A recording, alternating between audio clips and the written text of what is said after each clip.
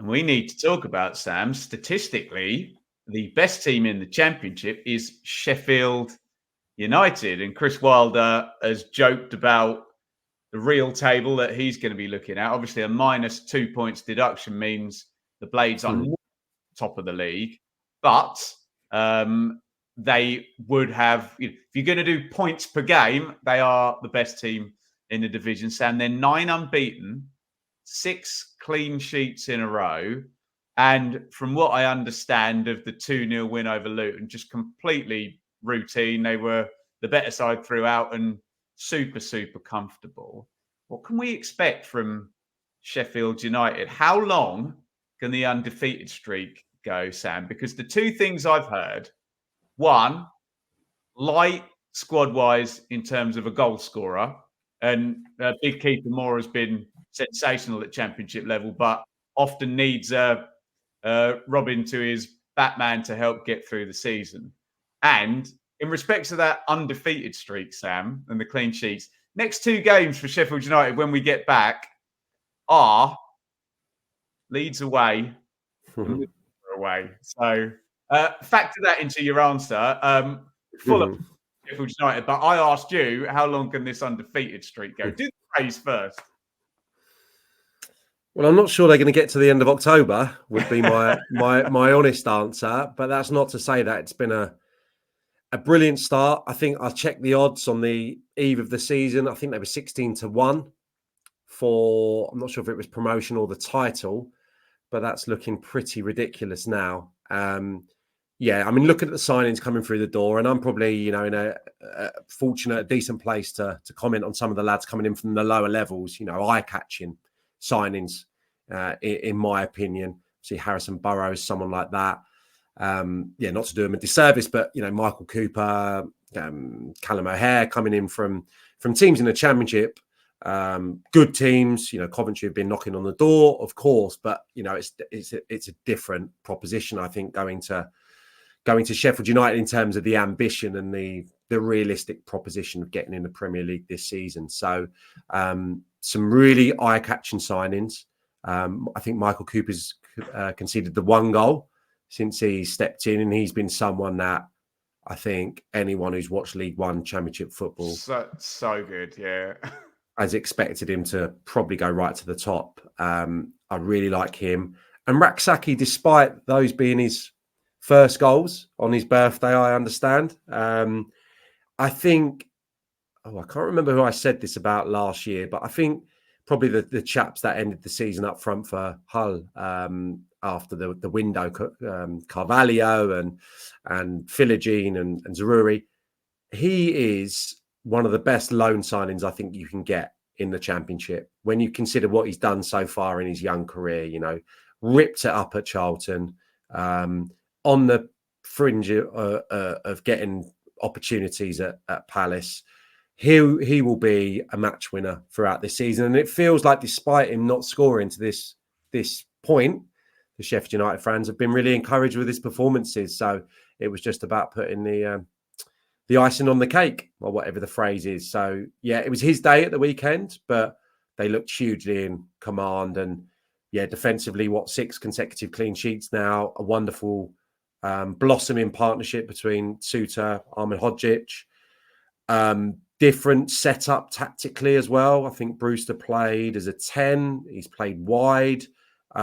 Maybe, and I'm not going to read too much into it, but just taking that pressure away, from him being the nominal centre forward and all that pressure that it brings. And we know he's not scoring goals. Maybe he can find his form in a different role for the team, and that will benefit them in the long run. And I think sometimes that could be clever management. But I probably do take your point about the striker, because, yeah, Kiefer Moore, you're going to need a different option. And you're going to want, other goals coming from other places, because I don't think he's going to get you 20, even in one of the better sides in the division. But, yeah, I mean, incredibly impressive. And more fool us for not taking Chris Wilder side seriously in the second tier. I mean, he's been around for too long. Tactically, we know he's innovative, I presume. But has he got Alan Gill with him again? Yeah, Yeah, in my experience of him, seems like a top guy. And I think Chris Wilder, there's not many better motivators, is there? I wouldn't imagine in the Championship. So yeah, it's been a phenomenal start. Really worrying for Luton. I understand the amount of defeats over the last 20, 25 games. I get that, but they won 2 games recently. But it is a worry. It is a worry, and it does feel like something needs to change. And I'm not talking about the manager, just talking about probably tactically or stripping it back a little bit. I think the Luton fans feel that they've just lost a little bit of that fight and a little bit of what has made them such a difficult team to face over the last 2 or 3 seasons, that intensity. So I think there'll be, some tough days in the week or 2 ahead with no football for Luton, players, hierarchy, everyone. But it's probably not the worst time to have a little bit of a break and just refresh 1 or 2 ideas and really attack it after the break. Because it's sad to see, really, the atmosphere, as it is at the moment, when you consider what it has been for the last 2-3 years, even longer. And I think there has to be, and again, I know the results are poor and I know the expectation changes, but the reality is this is a tough league. This is a tough league to get out of. And some of those lads are just going to have to refocus after a year in the Premier League. And it can't be easy. Never happened to me. Can't be easy just to switch on and off. All of a sudden you're back. Tough games in the Championship, a lot of travelling, a lot of games, and it's a competitive league. So, yeah, I hope they can turn it around, but it's looking like it might be a season where they're just going to have to consolidate. You just close out on Sheffield United for me, Sam, so you can understand Blades fans being super excited, super high at the moment. What can they realistically want, expect, need from that first 3-game week back? Leeds away, Borough away, Stoke at home.